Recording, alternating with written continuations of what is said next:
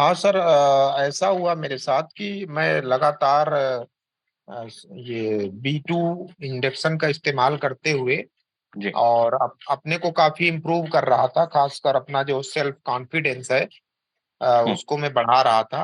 हुँ, और और मैं महसूस करता हूँ कि इधर लगातार मैं जब से ये ज्वाइन किया हूँ मई से, और मेरा जो पहले का था, रियल में मेरी नींद खराब हो गई थी और मुझे फियर हो गया था।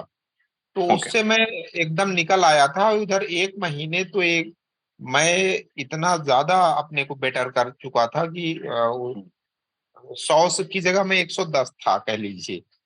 जी। लेकिन सर अभी हुआ यूं कि एक आज हो गया वो मंगलवार को हुआ यूं कि मेरे शरीर में और मेरे पीठ में काफी दर्द था।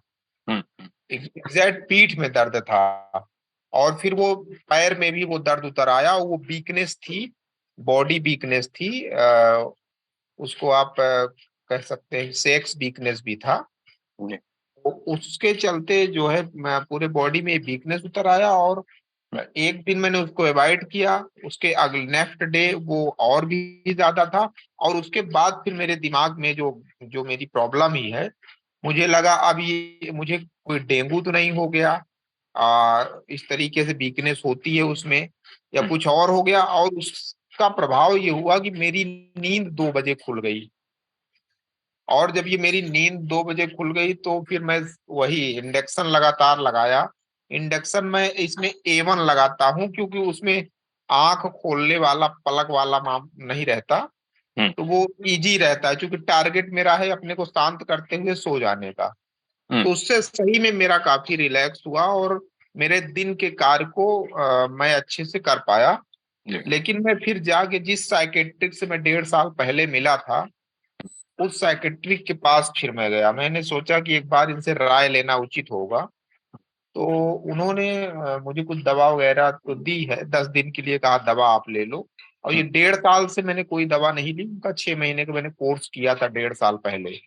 हुँ, तो उन्होंने ये कहा कि आप जो है इस तरीके से क्यों सोचते हो, ये ओवर थिंकिंग क्यों आ जाती है। तो हुँ, मैंने कहा कि अब ये हम तो खुद नहीं चाहते, लेकिन हो जाता है। तो फिर जब उनसे मिल के मैं आया पिछले नाइट, तो पिछले नाइट मेरी नींद बातचीत के आधार पर या जो भी हो, कि फिर मैंने इंडक्शन करते हुए अपने नींद को तकरीबन मैंने बैलेंस कर लिया, और अभी मैंने दवा नहीं खाई। लेकिन अभी जो ये लास्ट नाइट थी, जो अभी जस्ट पहले, मुझे इस रात में ये हुआ कि मुझे अचानक से करीब 10 साढ़े 10 बजे के आसपास, जब मेरे बीवी बच्चे सो गए, तो मुझे थोड़ा अजीब लगा, और अजीब एक तरीके से डर लगा। डर को मैं परिभाषित भी नहीं कर पा रहा हूँ कि ये डर क्या है, क्योंकि बीमारी को लेकर के भी डर नहीं है, लेकिन नींद नहीं आ रही थी। तो मैंने दवा वो ले लिया, मतलब 1.5 साल बाद मैंने फिर उसकी एक डोज ले ली। तो इसके लिए थोड़ा गाइड कर देंगे, मैं काफी जी। अच्छी स्थिति में हूँ, और आपके मार्गदर्शन में ही मुझे ये बढ़त मिली है। जी। तो मैं चाहूंगा कि थोड़ा गाइड करें। तो दवाई किस चीज़ की है? उसमें एक तो नींद की दवा है, जो हुँ, 0.25 है। हुँ, हुँ। और उसके अलावा उसी से मिलती जुलती एक दवा और है, और साथ ही साथ कैल्शियम की भी उन्होंने एक दवा दी है। तो एंटी मतलब दो एंग्ज़ायटी है या क्या है? Anti depression? दवा एंटी एंजाइटी है। ठीक, हाँ, ठीक, उसको उन्होंने डायग्नोस ही यही किया है कि मुझे जो है एनेक्जाइटी है। ठीक, ठीक। देखिए, जैसे अनुभव हो रहा है कि बहुत इम्प्रूवमेंट्स उनको चाहिए वैसे ओवरऑल उनकी पर्सनैलिटी में हुए, उनके व्यक्तित्व में हुए। पर फिर से कुछ उनको लगा कि कुछ कारण से वो यानी पीछे चले गए वो, उतने अच्छे रिज़ल्ट नहीं आए या कुछ फिर से बुरे अनुभव या वैसा हुआ। ये हमेशा होता है दोस्तों। देखो, एक हमारा व्यक्तित्व है, हमारी पूरी ज़िंदगी हम जैसे जिए, जो अनुभव आए बचपन से, जो संस्कार हम पे हुए, जिस तरह की ज़िंदगी फिर उससे जो विचार हमारे बने, उसके कारण हमारा एक व्यक्तित्व बनता गया। ये व्यक्तित्व बनने के पीछे पूरा कोई लॉजिक है। अब हमको पता चल रहा है कि हमने व्यक्तित्व के बारे में जाना, साइकोलॉजी के बारे में जाना, और सम्मोहन का टेक्निक इस्तेमाल करना शुरू किया। तो ये जो एक नॉलेज हमने लिया उसके कारण भी व्यक्तित्व में बदलाव हुए और सम्मोहन के कारण हमने व्यक्तित्व में बदलाव किए। ये सब हुए, पर बाकी परिस्थितियाँ और बाकी व्यक्तित्व जो है वो यानी उसके कारण अभी भी वैसे ही है। तो ऐसे में होता है जैसे अभी उन्होंने कहा था कि पहले मैं 100 था, बीच में मैं कम हो गया था, समझिए कि फॉर एग्ज़ाम्पल कि हम ले 70 हो गया था। फिर मैंने अभी सम्मोहन किया तो मैं 100 से भी ज़्यादा हो गया था, 110 हो गया था, ऐसा उनका कहना है। पर अभी अभी जो वो मैं उनको कहूँगा कि कमलेश जी आप अभी अभी 70 पे नहीं पहुँचे हो आप ना, अभी आप 95 पे हो। यानी 110 से कम हुए हो, पर जहाँ ओरिजिनली थे वहां पे भी हम नहीं गए। तो ऐसा ही होता है, ऐसा रिलैप्स हमारा होने वाला है। कब तक? ऐसा कुछ बार होगा, ऐसा 2-3 बार शायद होगा, किसी के साथ 4-5 बार होगा, पर नॉर्मली सबके साथ ही रिलैप्स होगा। हम जब भी नया पॉजिटिव सोचना शुरू करेंगे, तो बीच में ही रिलैप्स होगा, बीच में ही हम नेगेटिव एक आध दिन सोचेंगे, तो ये ऐसा होगा। क्योंकि पूरी पर्सनैलिटी मूलतः जो बनी है, वो उस तरह से बनी है। अब इस पे फिर से काम करना पड़ेगा। पर पहले जो आप 70 से 110 पहुँचे थे, उसके लिए जितनी मेहनत करनी पड़ेगी या वक़्त लगा था, उतना नहीं लगे। अब आप पहले ही 70 पे नहीं पहुँचे हो, 90 पे हो, 95 पे हो। इससे 110 पे जाने के लिए आपको कम मेहनत लगेगी। अगली बार हो सकता है फिर से आप 95 पे आ गए, फिर से 110 में जाने पे या 120 पे जाने में और कम मेहनत लगेगी। फिर 120 से आप 100 पे आ जाओगे। यानी ऐसा होते रहेगा मेरे कहने का मतलब। तो ऐसा शुरू में कुछ दिन होगा, जब तक वो मूलतः व्यक्तित्व पूरा बदलता नहीं। मूलतः का मतलब क्या है कि ओवरऑल पॉजिटिव थिंकिंग क्या होता है समझ में आ गया। पर अभी भी कई चीज़ों में हम अतार्किक या नेगेटिव सोच रहे हैं। उस पे अब तक काम नहीं हुआ है। व्यक्तित्व के वो हिस्से, उस पे काम नहीं हुआ है। आत्मविश्वास उतना नहीं बढ़ा है। अभी भी कई डर, फोबियाज़ मन में हैं, जो अतार्किक है। ये बदलाव होने के हैं। इसलिए ऐसे बीच-बीच में ऐसा ऊपर-नीचे होता है। ये एकदम नॉर्मल बात है। उसके लिए हमने फिर से प्रोग्रामिंग शुरू करना है एक चीज़ को लेकर। हमारा अगर आत्मविश्वास अच्छा हो जाए पूरा, हमारा अगर पूरा पॉजिटिव थिंकिंग अच्छा हो जाए, सारा लॉजिकल थिंकिंग हो जाए, उसके बाद पूरा दृष्टिकोण वैसा पॉजिटिव हो जाए, उसके बाद आप देखोगे तो ये प्रॉब्लम्स नहीं आएँगे। यानी फिर से व्यक्तित्व पीछे जा रहा है, ऐसा कुछ आपको महसूस नहीं होगा। वो पूरा होने तक ऐसा कभी-कभी होता रहेगा। कुछ नहीं, फिर से एक-एक चीज़ लेके उस पे काम शुरू कीजिए।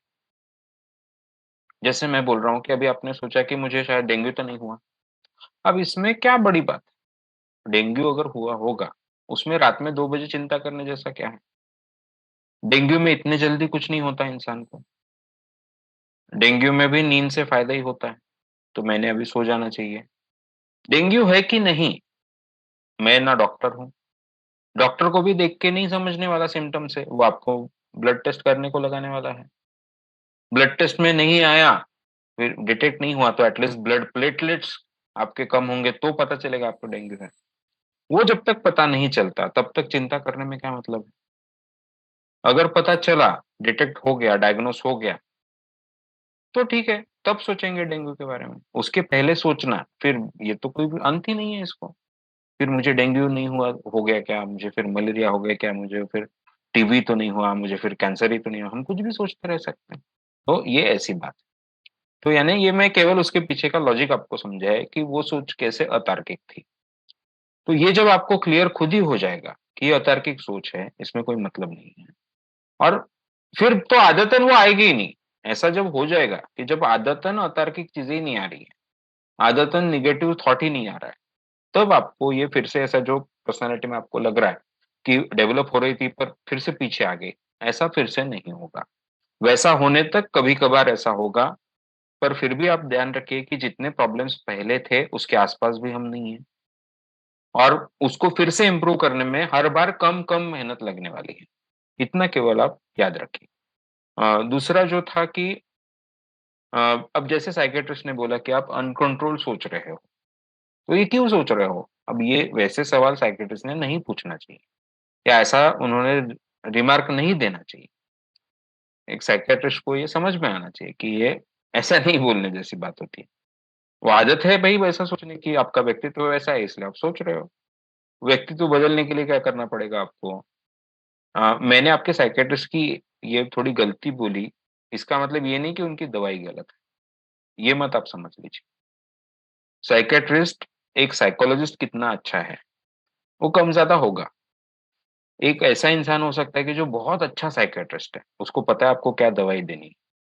क्योंकि भारत में साइकियाट्रिस्ट जो होता है वो काउंसलिंग नहीं करते। उसको लेकर उनका ठीक से पूरा ट्रेनिंग अ, होता होगा पर उसका बाद में प्रैक्टिस उतनी नहीं। ट्रेनिंग जितना भी पढ़ाई में होता है या बाद में थोड़ा उनको जब शुरू में जब वो ये करते हैं हाउस जॉब्स तब जो होता है, उसके बाद एक्चुअल फील्ड में उनको उसका प्रैक्टिस करने को नहीं मिलती क्योंकि हाँ, साइकियाट्रिस्ट बहुत इस कम पे है। मैं इस पे मैं ये कह रहा हूँ हाँ, कि हाँ, ये बात आप बिल्कुल सही कह रहे हैं, क्योंकि हाँ, उन्होंने ये कहा कि मेरी दवा जो है आपको सिर्फ सपोर्ट करने के लिए है, और जी, आपको सारी लड़ाई अपने से लड़नी है, और उसका अल्टरनेट बताने के लिए उनके पास कुछ नहीं होता कि आप अ, बिना दवा के आप कैसे, जैसे अभी हम बिल्कुल। लोग जो ये कोर्स कर रहे हैं मानवता का, हुँ, उसमें ये क्लियरिटी है कि आप अपने आप को कैसे स्टैंड करोगे, लेकिन साइकेट्रिक ये बताने में बिल्कुल अक्षम है। जी। हाँ, पर मैं आपको इतना भी बोलना चाह रहा था कि इसका मतलब ये नहीं होता कि उनकी दवाई गलत है। वो बहुत अच्छे साइकियाट्रिस्ट हो सकते हैं, भले ही वो कहीं कुछ गलत काउंसलिंग में कुछ गलत चीज़ बोल दें। तो इस तरह का जो उनका पर ये बात उन्होंने बहुत सही आपको बोली। ये जो बात है आगे की, ये मैं सपोर्ट कर रहा हूँ। यानी अनकंट्रोल्ड थिंकिंग के कारण जो आप पे परिणाम हो रहे हैं, एंग्ज़ायटी बढ़ रही है, वो कम होने वो एंग्ज़ायटी के लिए मैं दवाई दे रहा हूँ। वो जो अनकंट्रोल्ड थिंकिंग की आदत है, वो आपको बदलनी है। आपको बदलनी यानी खुद से बदलना नहीं है, तो जो भी टेक्निक उसके लिए क्या है काउंसलिंग और हिप्नोथेरेपी। तो काउंसलिंग आप खुद से बात कर ही रहे हो, खुद को समझा रहे हो। कोर्से में हमने इतना सीखा है कि हम थोड़ा बहुत खुद का काउंसलिंग कर सकते हैं। काउंसलिंग यानी क्या है विचारों में बदलाव। दूसरा और थोड़ी समझ बढ़ाना साइकोलॉजी के, अपने खुद के बारे में वगैरह। वो सब आपका कोर्से में हो रहा है और इन सेशन में जब हम रेगुलरली मिलते हैं सारे, उससे भी होता है। इसके अलावा हिप्नोथेरेपी। अब हिप्नोथेरेपी का आप इस्तेमाल कीजिए अनकंट्रोल्ड थिंकिंग के लिए साइको फीडबैक मेथड में डिटेल में दिया गया है, कैसे रोकना है। साइको फीडबैक मेथड फिर से 3 चरण होते हैं। पहले चरण में अनकंट्रोल्ड थिंकिंग शुरू होते ही मुझे पता चलेगा मैं भी अनकंट्रोल सोच रहा हूँ और फिर मैं उसके बारे में मुझे याद आएगा कि ये कैसे गलत है। इसके कारण बिना वजह एंग्ज़ायटी पैदा होती है। कोई मतलब नहीं है अनकंट्रोल सोचने में और मैं उसके बजाय मैं अभी जो कर रहा हूँ, उस पे मेरा फ़ोकस हो जाएगा। मैं एकदम रिलैक्स हो जाऊँगा, एकदम रिलैक्स फ्रेश महसूस होके पूरे फ़ोकस से जो मैं काम कर रहा हूँ, वो करने लगूँगा। तो ऐसा आप सूचना दीजिए दिन में 2 बार, कुछ दिनों में वैसा रिज़ल्ट आने लगेगा। फिर दूसरा चरण, अनकंट्रोल्ड थिंकिंग शुरू होने के पहले ही मुझे पता चलेगा, मैं अनकंट्रोल सोचने वाला था। फिर उसके लिए सोचना है और फिर तीसरा, पोस्ट हिप्नोटिक सेशन। तो आप एक बार जो आपके नोट्स हैं, उनको पढ़िए ठीक से साइको फीडबैक मेथड में अनकंट्रोल्ड थिंकिंग जैसा मैंने कहा, हर समय हमको बदलाव क्या-क्या करने हैं व्यक्तित्व में, विचारों में बदलाव करने हैं, जो डेली रूटीन है, उसको एक बराबर सेट करना है, आदतों में बदलाव करने हैं। ये जब हम कर लेंगे, ये लगभग 3 चीज़ें हम कर लेंगे, तो बाकी चीज़ें अपने आप होती जाएगी और हम पॉजिटिव दिशा में बढ़ जाएँगे। ठीक है? इसमें एक सबसे नकारात्मक बात ये मेरे लिए हो जाती है जी, कि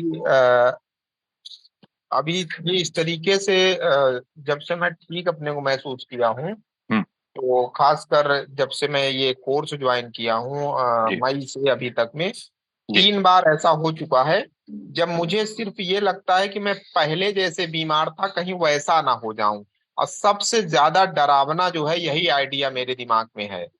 जी, जी, बिल्कुल। पर ये कैसे नेगेटिव थॉट है आपको पता है कि ये इलॉजिकल थॉट क्यों है? क्योंकि पहले मुझे ये साइकोलॉजी का नॉलेज नहीं था। जो भी साइकोलॉजिकल प्रॉब्लम हो, दुनिया का बड़ा से बड़ा साइकोलॉजिकल प्रॉब्लम, 3 चीज़ें का हमको इस्तेमाल करना है। एक तो साइकियाट्रिक ड्रग्स अगर ज़रूरी है तो और इनको शुरू करने के पहले 2 चीज़ें काउंसलिंग और हिप्नोथेरेपी। तो पहले काउंसलिंग एंड हिप्नोथेरेपी का इस्तेमाल करके देखो, अगर आपको गंभीर मानसिक बीमारी नहीं है। गंभीर मानसिक बीमारी यानी हमको अगर अ, आभास होने लगे, हमको अगर हैलुसिनेशंस होने लगे, तो तब ऐसे में हमको पता होता है कि हाँ, फिर हमने सीधा साइकियाट्रिस्ट के पास ही जाना चाहिए। पर वो अगर नहीं, वहाँ तक नहीं पहुँची ये चीज़ें, या वैसी कोई बीमारी आपको नहीं, या आपको ऐसे बहुत शक नहीं हो रहा लोग मुझे मारने को आ रहे हैं, या सब लोग मेरे खिलाफ काम कर रहे हैं वगैरह, ऐसे हाँ, लेकिन पैरानॉइड आप मेरे बहुत जब तक नहीं इस हो बार जाते, तो वो जब तक नहीं होता, तब तक हमने पहले काउंसलिंग एंड हिप्नोथेरेपी का इस्तेमाल हमने करके देखना चाहिए। ये 3 चीज़ें अगर हम इस्तेमाल करते हैं, काउंसलिंग यानी विचारों में बदलाव, खुद को समझना और खुद के विचारों में बदलाव करना। हिप्नोथेरेपी यानी ये जो आदतन हमारा जो भी भावनाएँ और ये बन रही हैं, उसमें बदलाव, व्यक्तित्व में बदलाव करना। ये दोनों करो, इससे प्रॉब्लम सॉल्व नहीं हो रहा तो साइकियाट्री का भी उसमें सपोर्ट लो। ये तीनों करने से कितनी भी गंभीर मानसिक बीमारी हो, वो या तो ठीक होती है, या हम पूरी तरह से नॉर्मली फंक्शनिंग हो जाते हैं। इसका मतलब दवाई तो लेनी पड़ रही है क्योंकि क्रॉनिक बीमारी है, पर हम नॉर्मल है, बिल्कुल नॉर्मल ज़िंदगी हम अच्छे से हेल्दी मेंटल ज़िंदगी जी रहे हैं। ऐसे हम कर पाते हैं